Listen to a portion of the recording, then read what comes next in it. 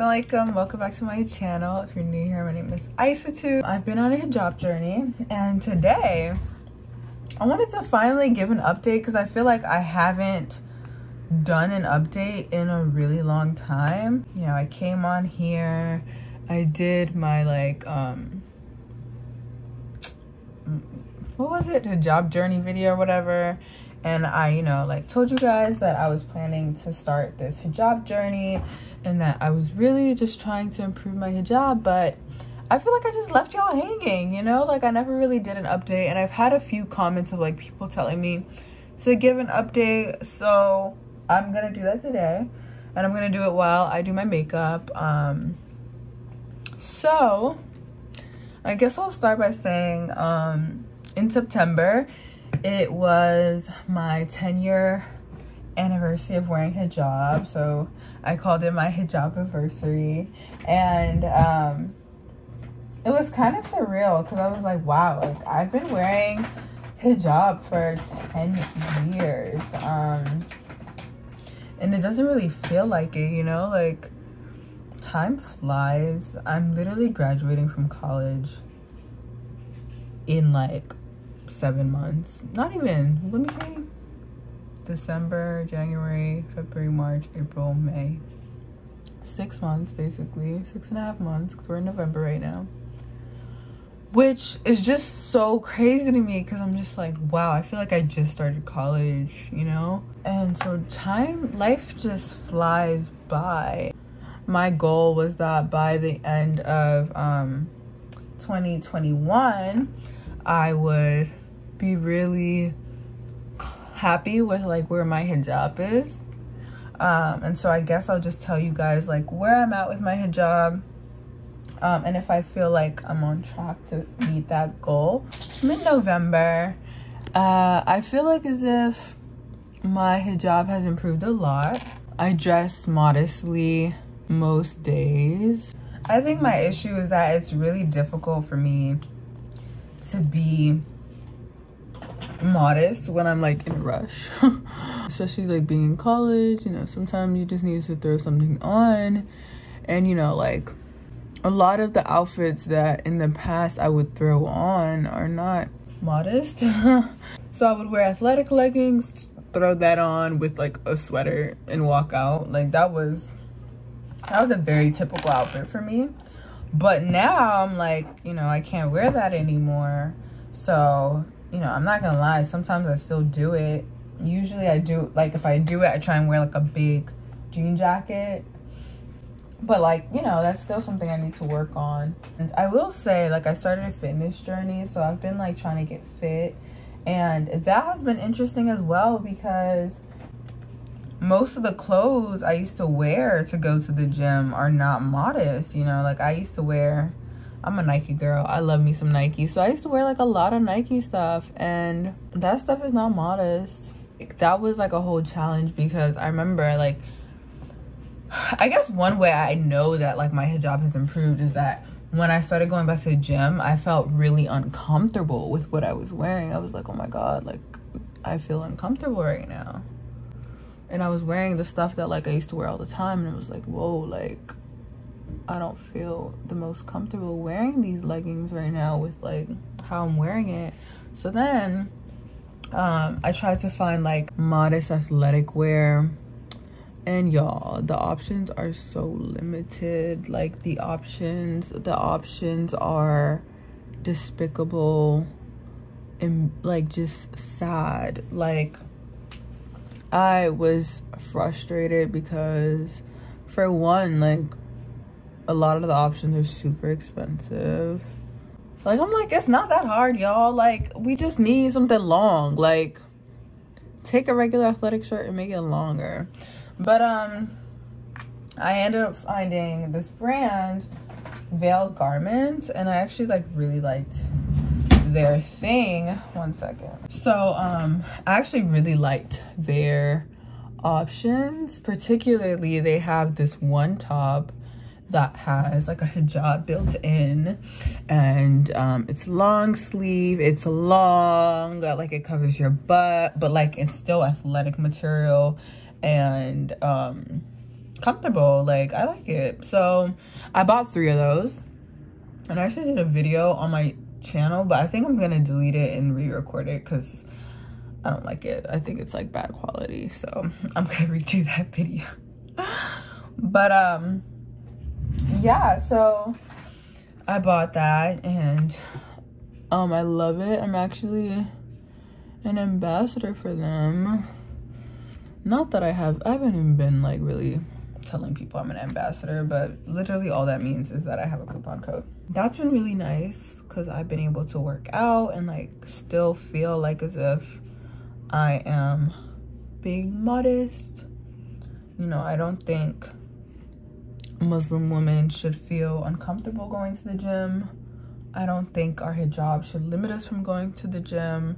When I was in high school, I did sports, and you know, I always had to get people to like accommodate for me. Like my team was great. My coach made sure to always get me like a long sleeve version of everything, but like, you know, you gotta demand it. And like, I think it's really easy, especially in the gym, like even just as a woman, like if you're not a hijabi, like a lot of people feel out of place. So then like imagine a hijabi who's like, dang, like I can't even wear like regular workout clothes. There's this one brand I saw that particularly just frustrated me because literally what they offered was loungewear, like sweatpants. I'm like, that is not what we mean when we say give us modest athletic wear. Like, I'm not telling you to give me sweatpants. I can get sweatpants from anywhere. So it was basically like sweatpants with a hoodie. I'm like, that's not what people are working out in, you know? Like, come on. You know, there's actual hijabis that are out here like athletes, you know? Like, they need some good athletic wear. So like, for example, there's this one brand, Asia Sport, and they made athletic hijabs a long time ago, like before Nike and Adidas and all these people hopped on it. And they really focus on making sure that like it's good for athletes, you know, for people that are really out here working out, not just people that want to look cute in athletic wear, but like the people that actually are going to wear this stuff to the gym or wear it into the pool or whatever it may be. So it's really nice when like brands consider that. And I feel like Veil Garments, like actually like their stuff, like I would recommend it for someone who does sports, you know? But yeah, so there's that with like the athletic stuff. As for jilbabs, I don't know. It's really weird because during the pandemic, I was wearing them like all the time. Like I didn't have in-person classes, you know, like I could literally just wear whatever I wanted. But now that I have classes in person, I don't really wear it anymore, like on campus. I mean, I've worn it to campus like multiple times, but like on a day when I have classes, I usually don't. And I don't know why, because, you know, like if you follow me on Instagram, like any of my friends that follow me on Instagram or classmates or whatever, schoolmates, they all see me wear hijab, like jilbab and stuff, but I don't know why, like wearing it to like these very white spaces, it's not even that I'm like scared to do it, it's that I don't feel like dealing with what that comes with, you know? Like I just it's different because I can do it and just walk on campus, but like when you're in class and like a professor sees you and they're like, oh, you know, that double take, it's just, I don't feel like dealing with it. I just don't feel like dealing with it.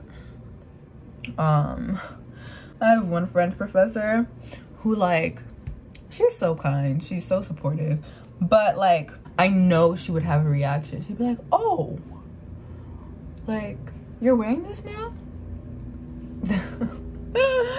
Like, and I don't even think she'd say something rude, but it's just like I don't feel like dealing with it. I don't feel like dealing with the conversations that come with me wearing a jilbab into my very white university classes. Yeah, I just don't feel like dealing with it. But you know, I feel like by the end of the year, I'm gonna force myself to do it one day, because if you don't shake the tables, who's gonna shake the tables? You feel me? Like, who's gonna shake the tables? I don't have to wear jilbab, you know, like it's not like it's a requirement for me to wear jilbab. It's something I just like to do. So if I don't feel like doing it, like I'm just like, why am I gonna kill myself to wear this if I don't feel comfortable wearing it right now? I've been trying to just incorporate like modest wear into more of my outfits. Like the other day I had like brunch with some people and I wore a dress by Alma by Rahma, paired it with some sneakers and a jean jacket. You know, that's a nice, cute, modest outfit and very casual. Overall, I feel like as if my hijab has definitely improved. I feel like as if I'm not wearing like as much tight things because it's something I'm conscious about. But I'm still having slip-ups here and there where like I wear something that like is kind of tight because I'm in a rush somewhere or because I don't have that many options and I feel like that's like my only option at the time. So guys, another thing that has been on my mind lately is just my Instagram and like where I'm going with it. Like what is the goal of my Instagram? Because when I first started my Instagram, I've had this Instagram that I still have to this day. I've had that Instagram since like I want to say like 11. Like I've had this Instagram for a long time. It is literally my personal Instagram. Like I don't have enough, you know how like people have like multiple Instagrams where like one of them is like their actual private Instagram for their friends and family, and then one of them is like their public outward facing one. Like this is my actual Instagram. Like this is the Instagram I have had since I entered Instagram. So anyways, with that, I kind of just went with the flow. Like I enjoy taking pictures, I enjoy creating content. So because of that, I just would, you know, post my pictures. And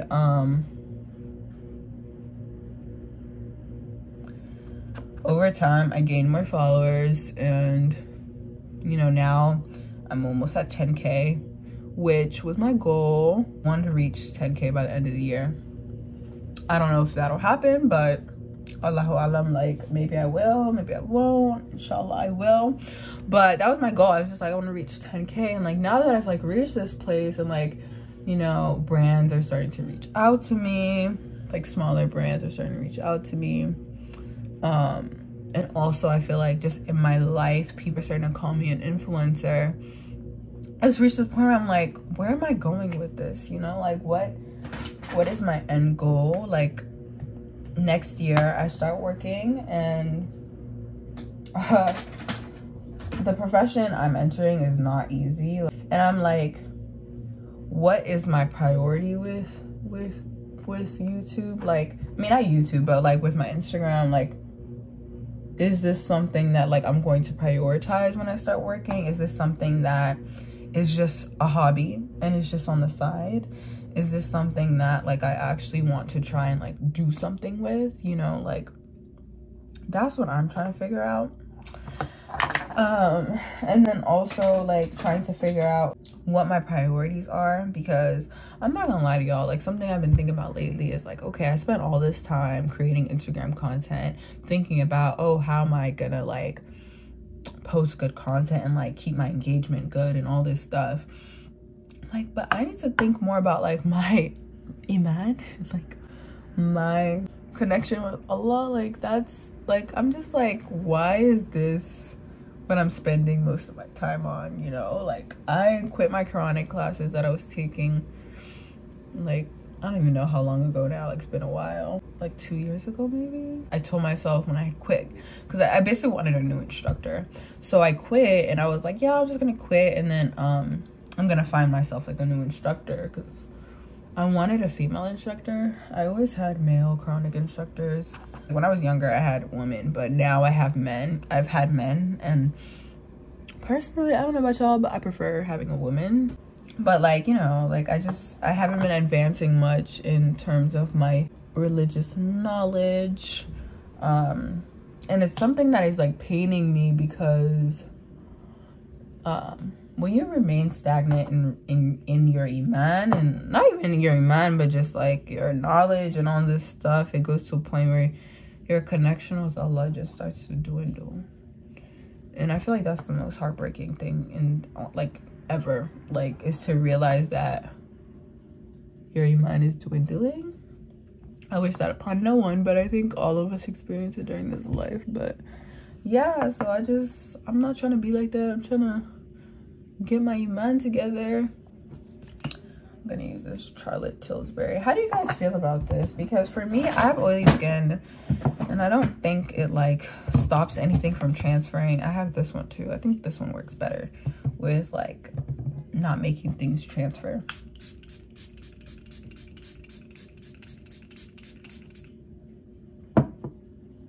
So I'm like, you know, this thing is taking up so much of my time, but is it taking me further away from Allah? Like, you know, that's been like my reflection.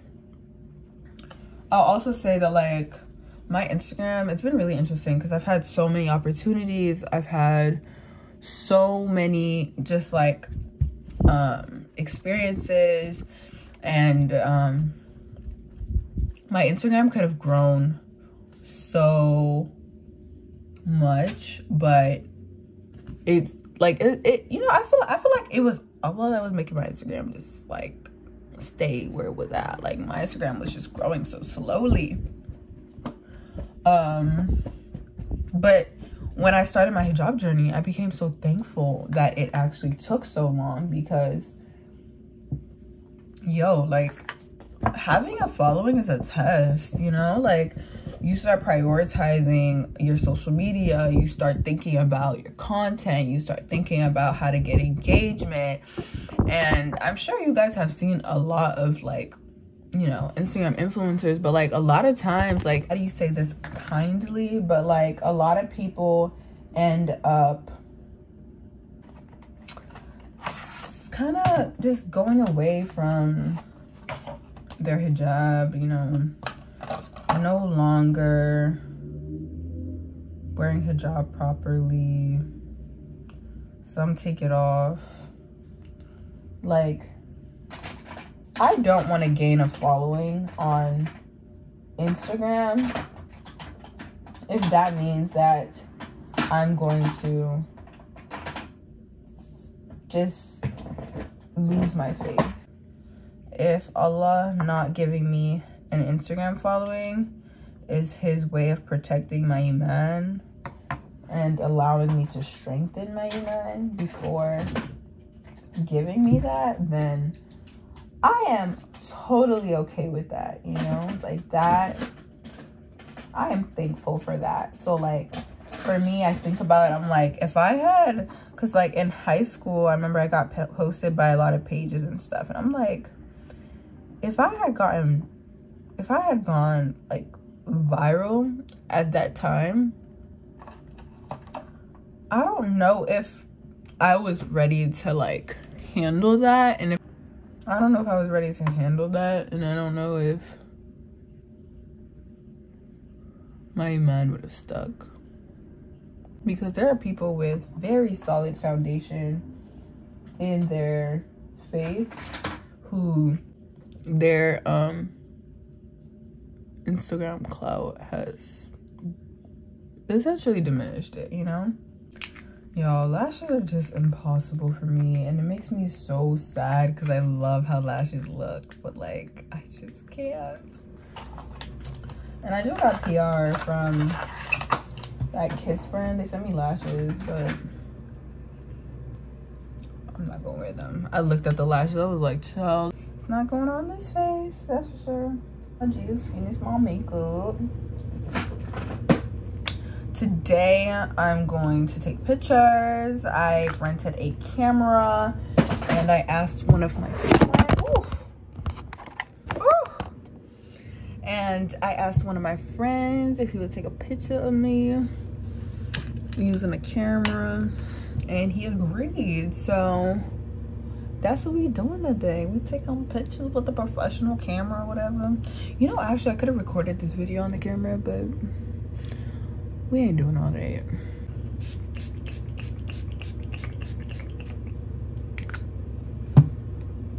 Anyways, this video has been all over the place. I don't even think I really answered any of the questions succinctly, but essentially my modest wear journey is still going. I have not reached the finish line, but I'm getting there, and I'm really happy with my progress. My Instagram is growing, and I'm torn on like whether or not I think I want to still have a following on Instagram. I always told myself I wanted to have an influence, because as a business woman, that is a valuable thing to have. But also, I think it comes with a lot of responsibility to have such an influence, especially Islamically. You know, you're influencing people, and if you're influencing them to do wrong, then, you know, you have to answer for that. I ain't trying to answer for nothing like that, okay? Unless I'm influencing people to do good. So that's why I was saying how, like, I'm really thankful that I didn't gain a following very quickly, because I don't know if I would have been able to handle it. I don't know if my iman would have stuck through. I don't know if the pressures would have led to stuff. But yeah, so that's that. I'm trying to step up my Instagram quality. Please don't mind my bed. I got clothes out there, but I'm trying to step up my Instagram quality, which is why I'm asking my friend to take pictures of me with the camera, because I'm trying to see if I want to just continue taking pictures with my phone or start taking pictures with the actual camera. Taking pictures with the camera is proving to be more trouble than it's worth, because for one, I have to rent it from my school. It's free, but it's just annoying, you know. You can't keep it for a week. You can only keep it for like 3 days. So, and you have to return it like on time. It's also kind of scary, because they're like, if you break this or if you lose it, you gotta pay thousands. I'm like, child, you know, that gives me a little bit of anxiety. What else was I gonna say? I'm gonna put on lip gloss. I'm gonna do it after I put on my clothes.